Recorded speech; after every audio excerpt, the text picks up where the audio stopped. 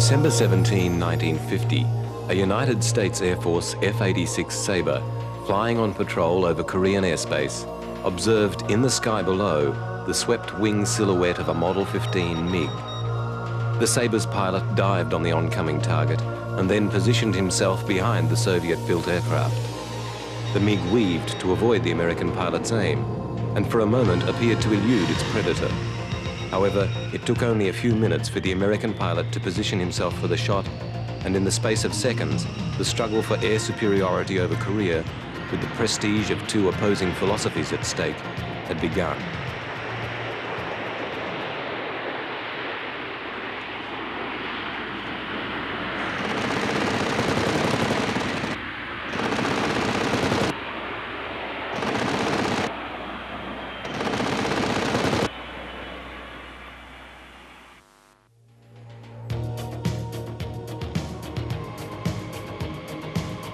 The history of jet-powered fighters actually goes back to before the Second World War. The first Allied jet fighter to enter service was the British Gloucester Meteor. Using two centrifugal flow engines, the Meteor was to lift fighter speeds from the previous 400 mph maximum to around 500. These Meteors are based in Europe just before the end of the Second World War.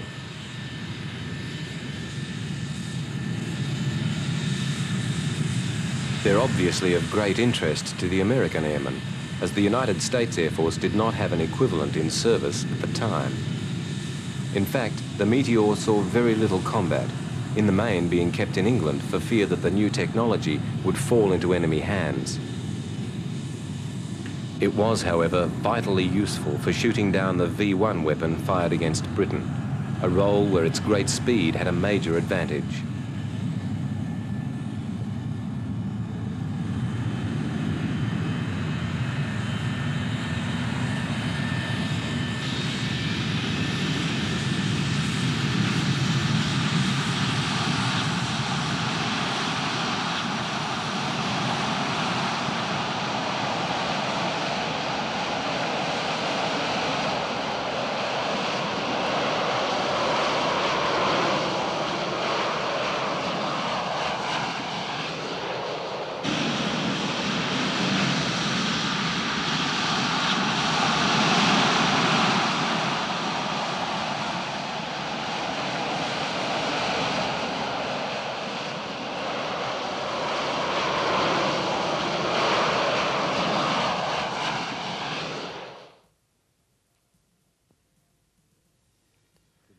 The British fear that the Meteor should fall into German hands was something of a paradox, because Germany was, at very least, 1 year ahead of British jet design and actually flew jet-powered aircraft before the war.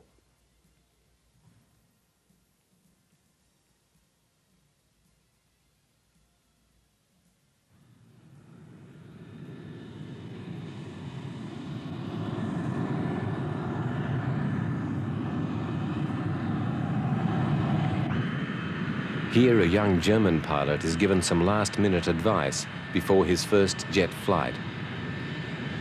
Without doubt, the Luftwaffe's most stunning success was this plane, the Messerschmitt 262, an excellent aircraft powered by two axial flow jet engines, which actually made it faster than the Meteor. Also, it employed a successful aerodynamic shape, and later models were intended to utilize a swept wing philosophy which German engineers were at the time developing. Over 1,500 262s were actually built, but on Hitler's personal insistence, many of them were committed to a bomber role, in which the Swallow, as it became known, was by no means best utilized. Later, and at first unofficially, German High Command allowed the 262 to be used as a fighter. In the short time that it was used in the fighter role, the 262's devastating speed caused havoc amongst Allied bombers.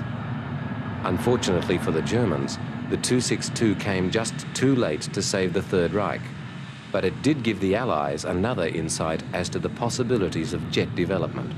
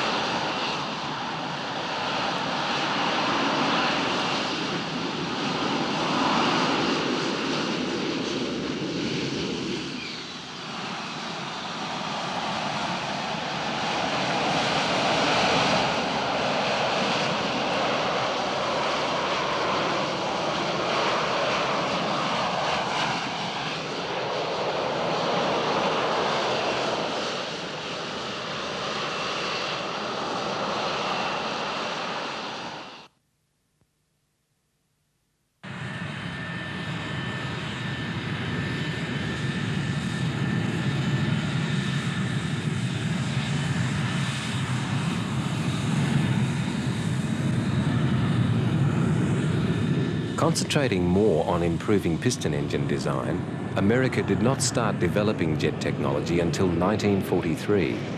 But had the war continued, the excellent Lockheed Shooting Star would have been its first combat jet.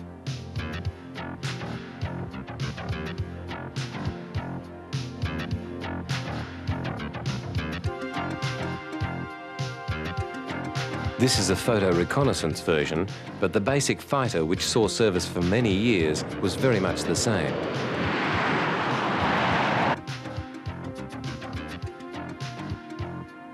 The Republic Thunderjet offered still further improvement, with a slender, streamlined fuselage and more powerful jet engines. But both the P-80 and the P-84 used the straight wing design, which really was very little different from the shapes employed in World War II.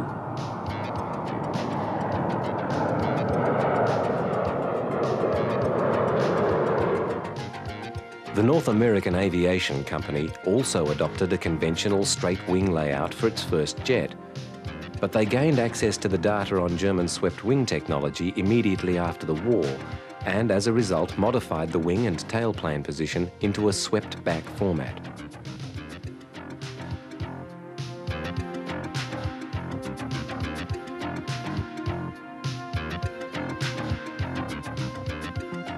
The P-86 Sabre, as it became known, was ultimately also to incorporate many other advanced features, like the all-moving tailplane, automatic slats on the wing, and powered air brakes.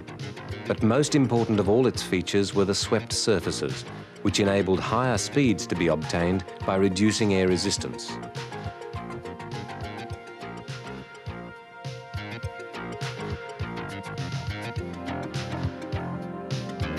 At the heart of the P-86 was a General Electric J47 jet engine, which utilised the axial flow principle, like that used in the earlier German Me-262, but now more sophisticated and refined. The jet concept worked on the principle of air being drawn in from the air intake on the nose of the aircraft, then passed into an axial flow compressor area, where the air is progressively compressed through 12 different stages.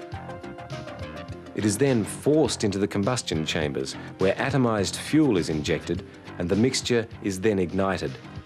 The resulting combustion and expansion of exhaust gases provides the thrust necessary and also drives the compressor so that the cycle continues.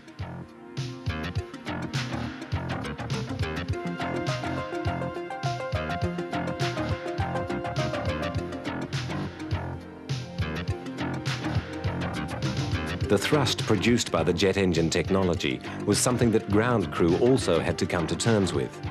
No-go areas were declared, in front of the engine intake for fear that personnel would be sucked in, and at the rear of the jets because of the phenomenal blast.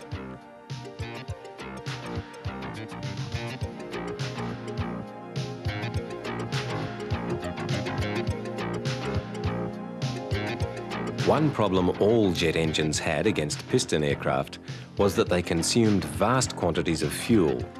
And in a small area, such as a fighter's fuselage, every square inch of available space is dedicated to this all-important commodity. The Sabre, like many other fighters, also employed drop tanks to provide extra kerosene.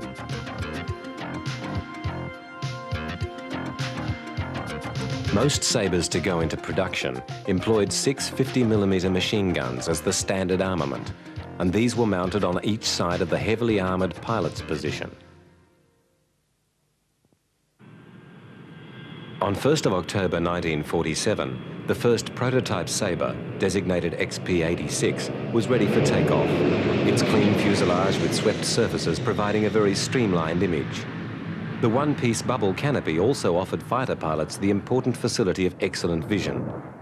Here, number 597, the first completed aircraft, which was to utilise the earlier J-35 engine, takes to the air from Muroc. At the controls is George Welsh. Welsh was based in Hawaii at the time of the Japanese attack on Pearl Harbor, and, flying a P-40, he was one of the few pilots actually to get into the air to retaliate. He had the distinction of shooting down the first Japanese aircraft in the Second World War, and he later became a test pilot and worked throughout the F-86 test program. This is not the actual first flight of the Sabre. However, it is interesting that the gear is down all the time, because on the original flight the gear was retracted and there was great difficulty lowering the nose wheel on the approach. So Welsh brought the aircraft in nose high, and the impact of the main wheels bumped the nose gear into place.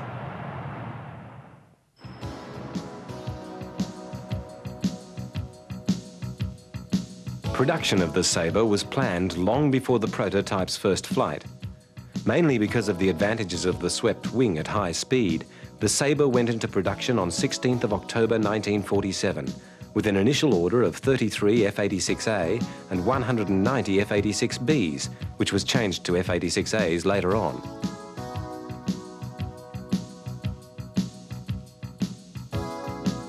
From the moment a pilot pushed the external switch to operate the powered canopy, he was stepping into a new world.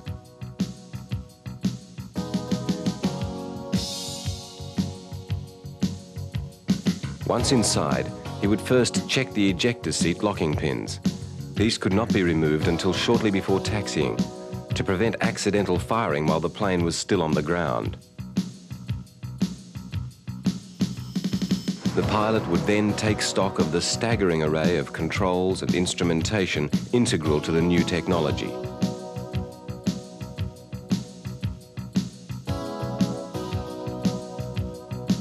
The management of a Sabre was a far more complicated business than just the stick and rudder techniques required of pilots of earlier planes.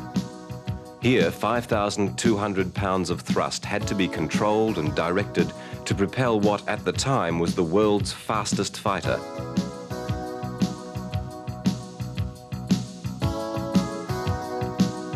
George Tower, this is Air Force 184 requesting taxi clearance, over. Air Force 184, this is George Tower. Traffic southwest, cleared to runway 21 right.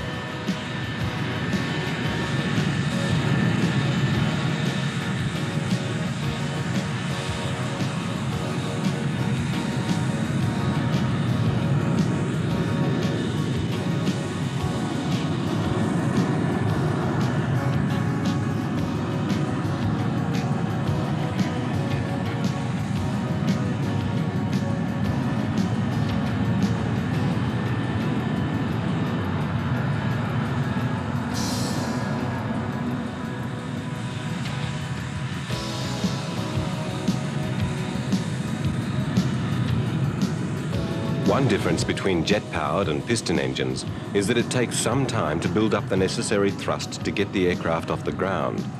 This was particularly so for the heavier jet bombers, but even fighters had to build up their thrust before takeoff.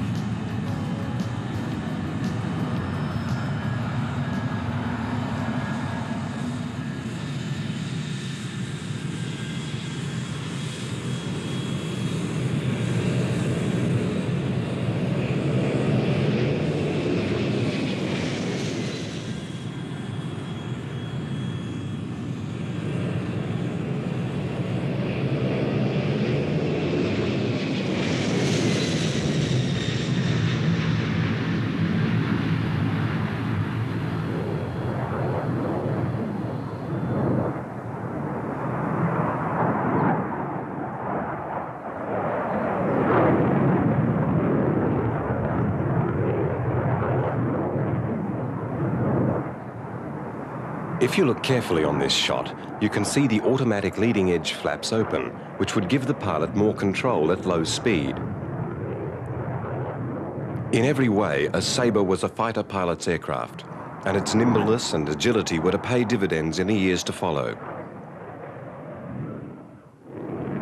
At this time, the Air Force's designation P for pursuit was replaced by the more apt F for fighter, and the Sabre became the F-86.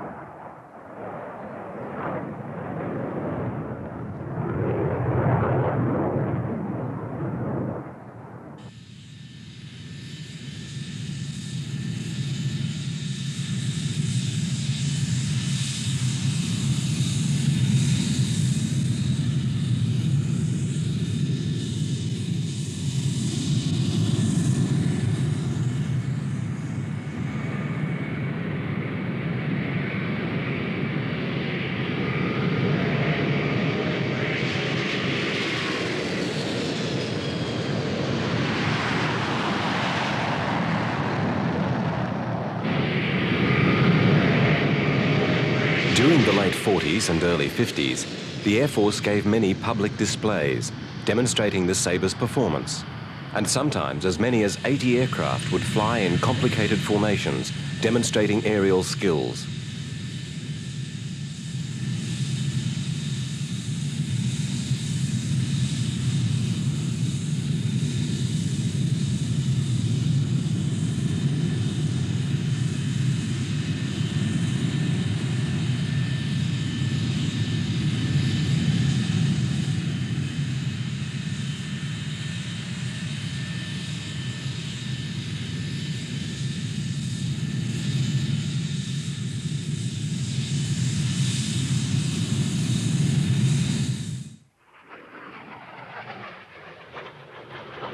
The breaking of the sound barrier was still a novelty, and although by then it was a routine for the pilots, at these air shows it was a highlight of the day for the crowds.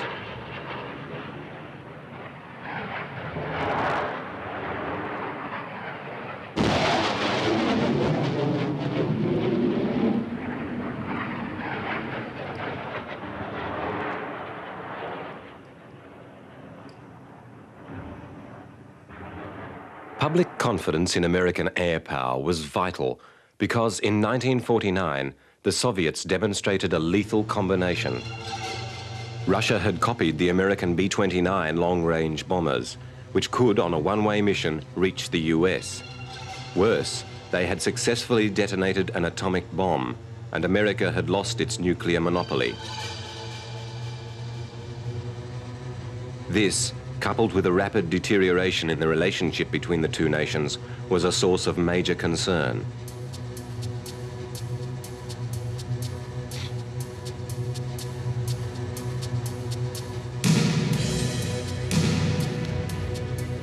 Sabre production was increased, and an all-weather variant was developed to counter possible Russian attack. This was the F-86D Sabre Dog. The aircraft utilized a sophisticated radar scanner mounted over the nose to locate enemy bombers in all weather conditions and even at night. It also used a rack of unguided rockets mounted in the fuselage, as these were considered a much more effective armament against attacking Russian bombers.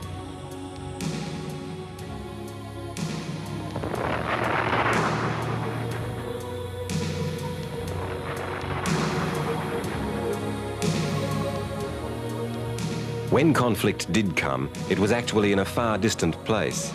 North Korean troops invading South Korea caused the United Nations to intercede, and US B-29s were rapidly deployed to the region to destroy northern factories and communications.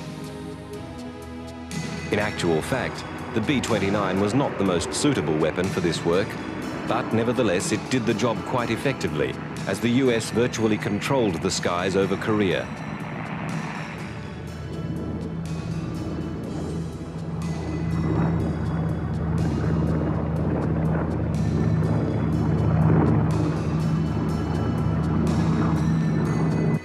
Then, on the 1st of November 1950, American pilots were stunned to see the first Russian-built MiG-15s. These aircraft were way ahead of anything the Soviets were thought to have developed, and B-29s, even with their defensive armament, were no match for these brilliant, stubby Soviet fighters. To counter the threat, the Pentagon ordered F-86s to be sent to Korea, and thus began the MiG versus Sabre contest.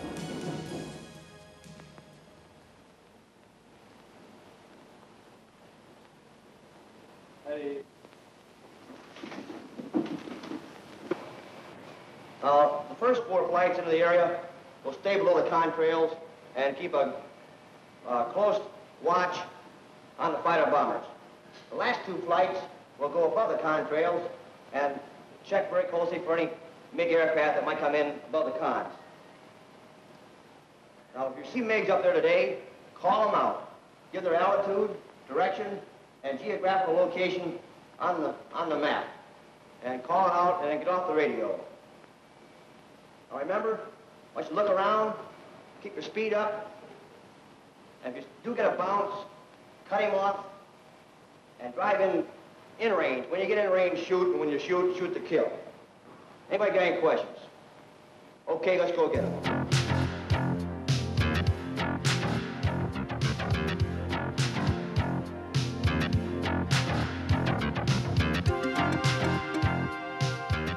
After briefing, each pilot would methodically check his aircraft, knowing that his life would hinge upon its efficiency as well as his skill.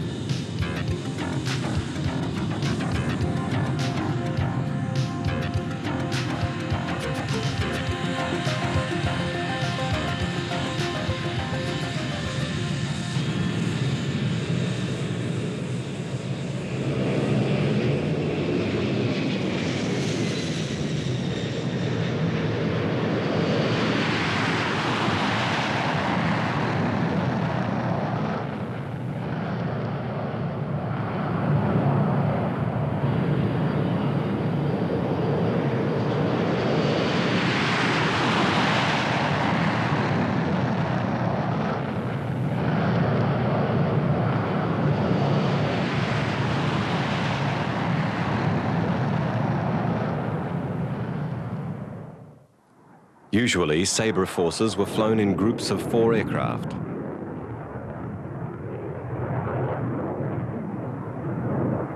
Tiger lead, Tiger 2 here. I got a couple bogeys out there with 1 coming around at 2 level. Roger, boy, I got up.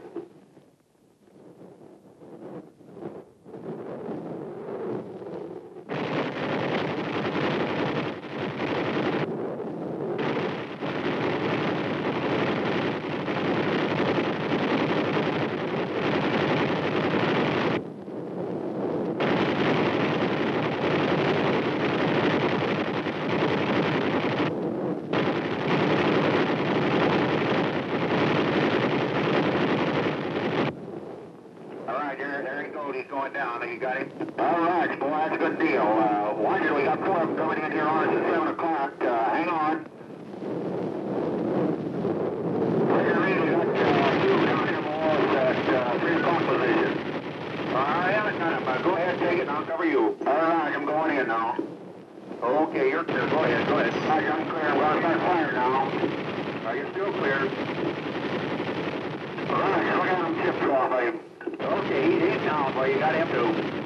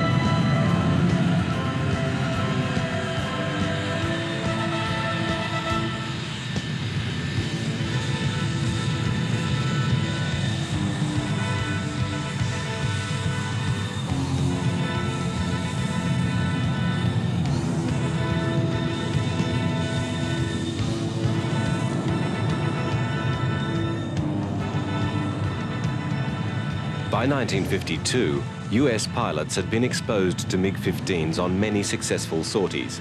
And as with the Second World War, an elite of aces appeared, men who had the skill and determination to maximize the ability of their fighters against the enemy.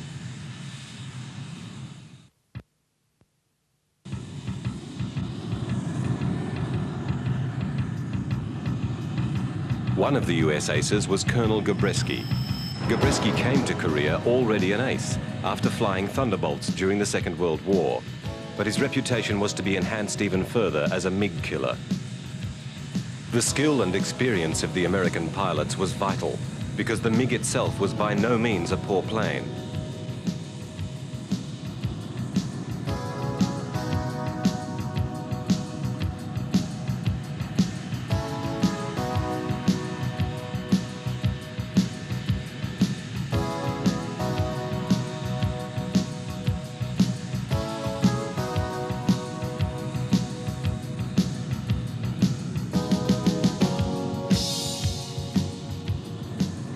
Although MiG kills were much higher than Sabre losses, there's no doubt that the MiG-15 was a brilliant aircraft and in several ways was superior to the Sabre. Because of this, the Air Force was very keen to lay their hands on a 15 to find out what made it work. And in the later stages of the conflict, dropped leaflets over enemy territory offering enemy pilots $100,000 if they defected with their plane to the south. One pilot, Lieutenant Rowe, took up the offer, and it must have been a very surprised ground crew indeed that saw a MiG-15 land at Kimpo on September the 21st, 1953. The plane was soon in the hands of American pilots, eager to fly the MiG to assess it for themselves.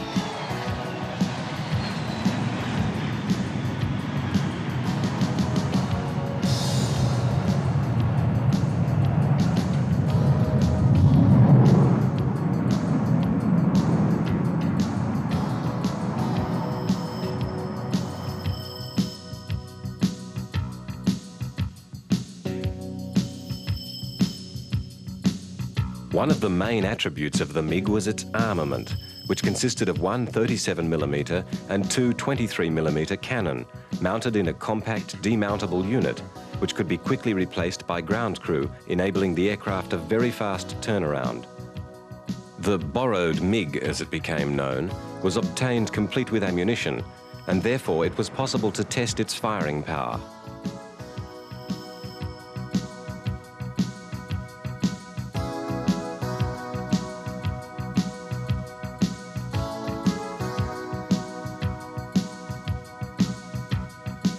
Aircraft carrying heavy cannon have a slower rate of fire than the 6 machine guns of the Sabre, but the hitting power of the cannon was much greater.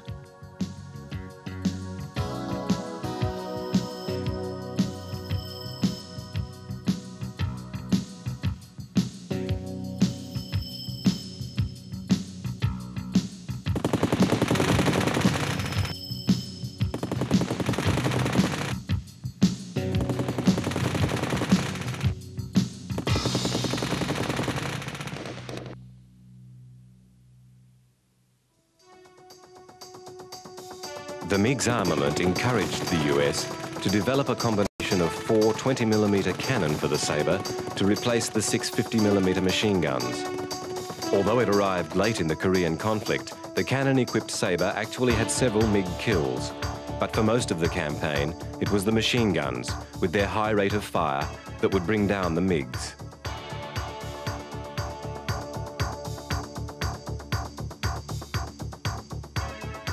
To maximise opportunities, pilots were taught not to approach the enemy directly from behind, but slightly from the side, an angle which offered a bigger fuselage surface to hit.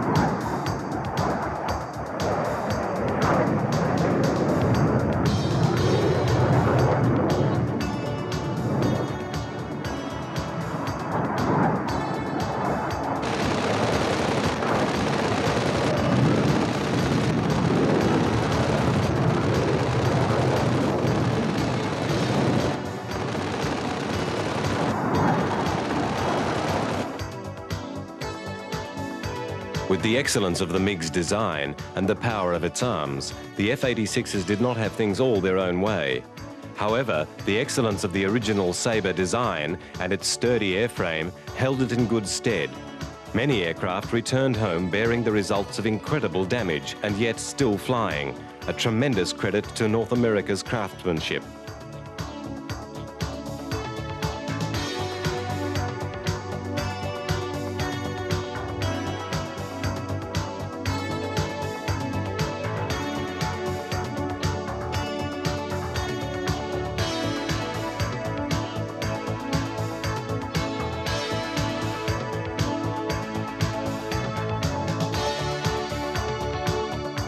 One of the strengths of the Sabre was the heavy armour provided for the pilots, and this brought back many men who would otherwise not have made it. As the Korean conflict proceeded, American aces were sent back to train new pilots in the ways of the 86 in combat. This policy of experienced pilots passing on their skills to younger men was the other half of the American formula which won the Korean air conflict. Because the MiG was so evenly matched with the Sabre in its overall ability, in the hands of better pilots, the conflict may have had another outcome. It was the greater competence and better training of the American pilots with their consequent greater skill that was the real margin between the two planes. For the pilot, suiting up was no easy matter. Firstly, he would be wearing a heavy flight suit, plus a lined vest and the obligatory .45 automatic. He also had to don a Mae West life preserver, the essential parachute, and a survival kit which contained everything from a rubber raft to a homing beacon.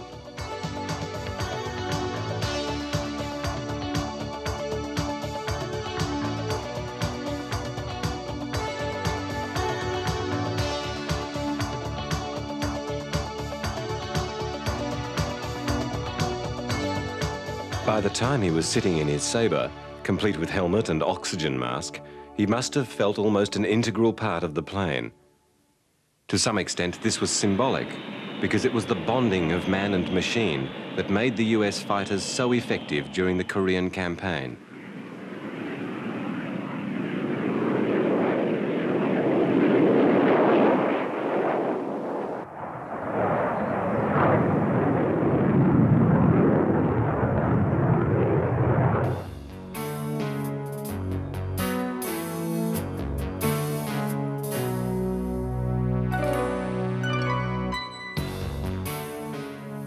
The Sabre's design allowed for considerable flexibility in its use. While it was essentially designed as an interceptor, it could be equipped with air-to-ground rockets or even to carry bombs. This made it ideally suited to the interdiction role. And even though it was rarely used in this way in Korea, other countries in other theatres employed the 86 very successfully as ground attack aircraft.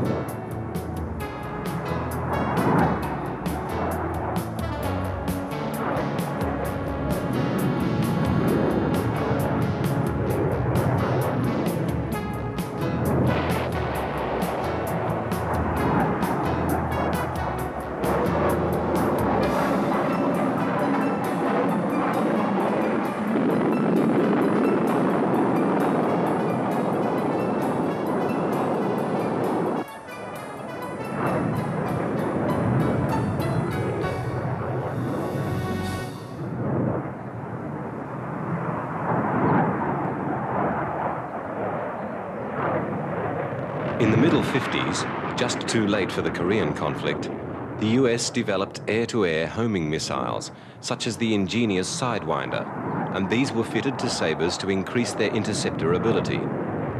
Here, a standard 5-inch unguided rocket is being fired from one side of an 86 to act as a test target to the Sidewinder, fired from the other side.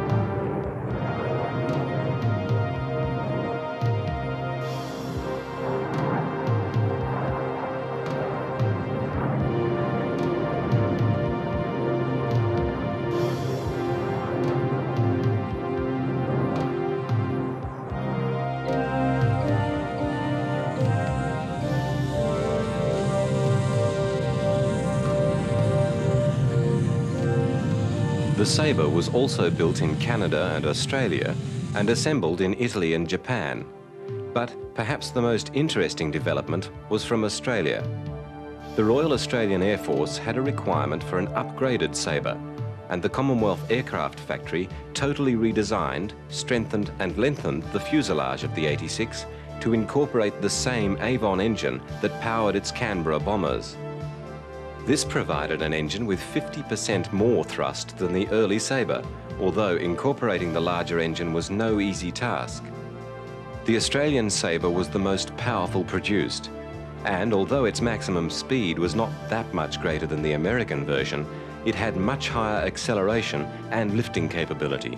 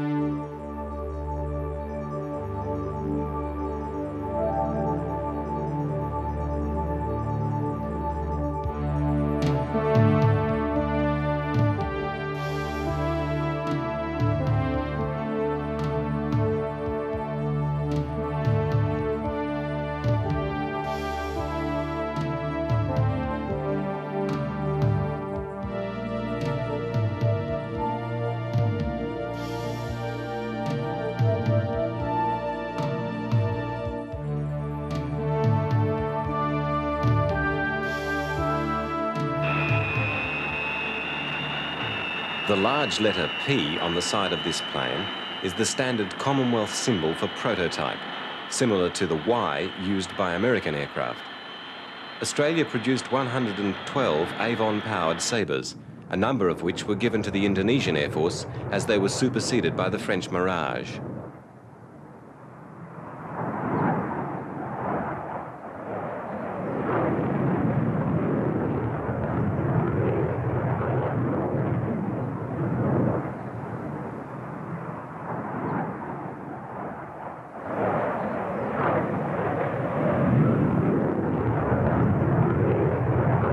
By the early 1960s, the Sabre, still in service with many different countries, was starting to age. Though the use of Sidewinder missiles enhanced its hitting power as an interceptor, no aircraft, not even the fabled 86, could stay in frontline service forever. And besides, North American had produced a successor in the form of the F-100 Super Sabre. Larger and with speeds of up to 1,000 miles per hour, this, the first of the famous Century series of American fighter aircraft, is shown here next to an F-86 Sabre Dog.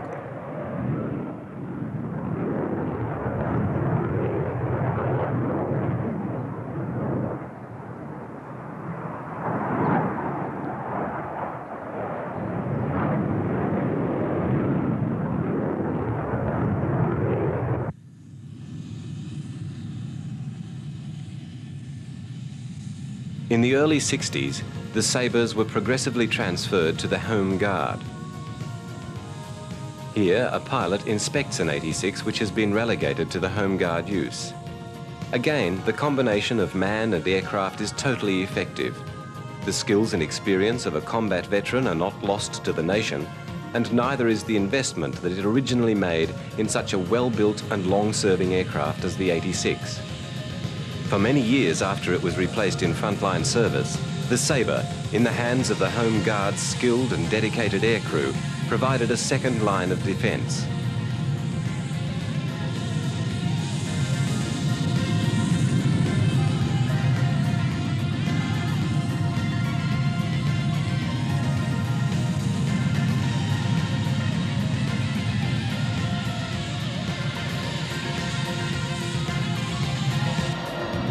The F-86 was flown by US National Guard squadrons into the 70s and is still being flown by air forces around the world.